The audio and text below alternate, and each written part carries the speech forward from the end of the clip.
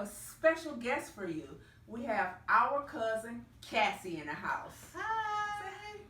Yes, today she will be sharing her famous recipe, famous pecan candy. That's what she'll be making. And then to top it off, we will also be making corned beef egg rolls. That's right, y'all. We're going to take that good old corned beef and put it inside of an egg roll. And on the side of that, to top it off, we're going to make homemade apple pecan coleslaw to top that off. Okay, let's go ahead and get started with some of our ingredients. First, we're going to start off with the famous pecan candy because it takes longer. Okay, so Cassie is in charge of that because that was her recipe, or that is her recipe that has been passed down to her from generation to generation. You want to talk about your pecan candy?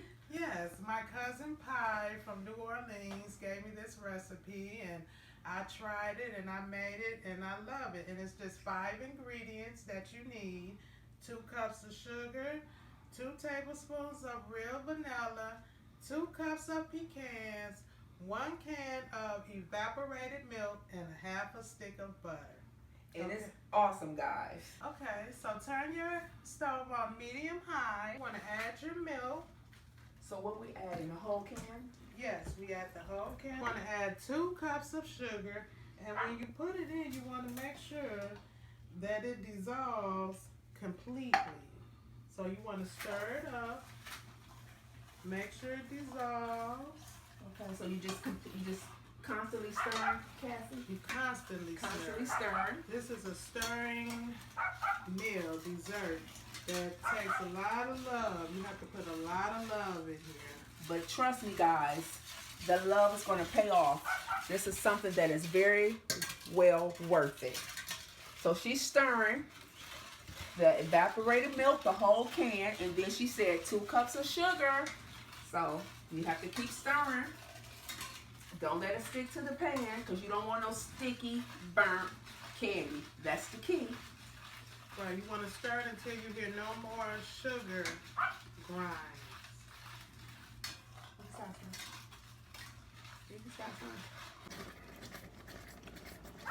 I'm stirring, waiting for the thickness.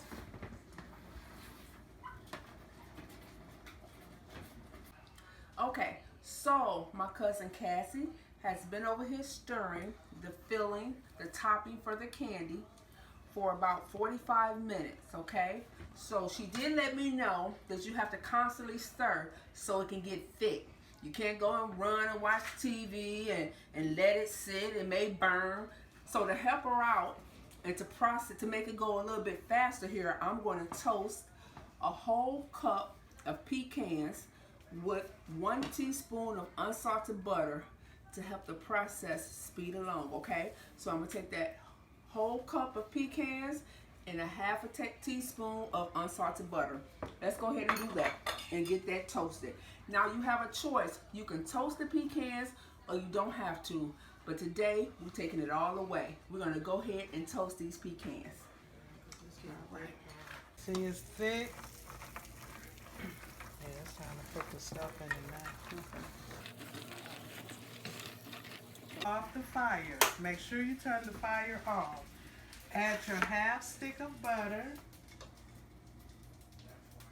so it could be melting. You need that to loosen it up some. Bridget, you could pour the vanilla in here. Okay, so we're going to add that 2 teaspoons of vanilla. Let's go ahead and get that in there. All right. We got something going on here. We got it going on. Now we're ready for our toasted pecans. I'm going to go ahead and get that for her. We're going to do the toasted pecan. So this reminds me of our grandmothers, aunties in the kitchen.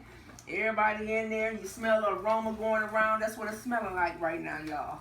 It smells divine. Yes. Okay, so I'm going to go ahead and... The pecans go in The here. pecan, see? She's teaching me. The pecans go inside of the pot, not inside of the pan yet. There we go. And then you stir everything up. Stir it all up. Bridget's gonna spray Pam on the wax paper and put it in the I use aluminum pan, maybe like a brownie pan, I would say.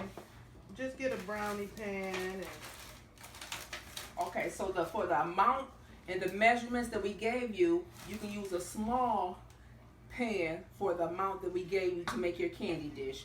So if you want bigger, you have to use more ingredients to offset and to make that candy the way she's making it.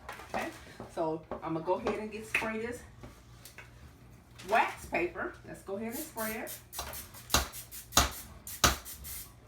So we make sure the candy sauce don't stick. Is that what it's for, Cassie? yes, because as it sits in the refrigerator, you want to be able to just break pieces off of it as if it goes candy, like a peanut brittle. You want. Yeah. So once that has been done, you want to pour it all into the pan. Look at that. You can just want to spray it out evenly throughout the pan so it could get cold and get hard like candy. Oh, that looks delicious, cuz. Yeah. Put it in the refrigerator for about 5 hours and let it get cold, and then it's ready. It's ready. So it's a long process, but like I said again, it's worth it. Homemade, famous pecan candy. What you know about that? Okay, so now we're back and we are waiting to taste the pecan. My famous pecan candy. Yes. Okay, let's see, is it ready? So you're gonna. Oh yeah, that's ready. It's ready. It's hard. All right, so you can cut it any way you like, but tell us how you like to cut it, cuz. I like to cut mine in small squares. That way it's like bite size. It's not overwhelming the mouth with too many nuts.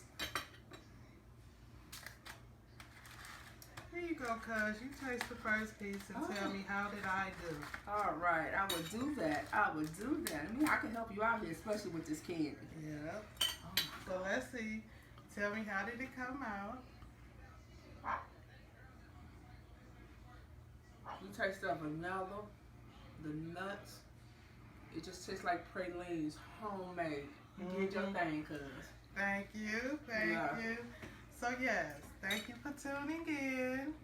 Yes, yes. Once again, we want to thank you for visiting us and tuning in today to Sharmone's Kitchen with my cousin, Cassie, and her homemade pecan candy.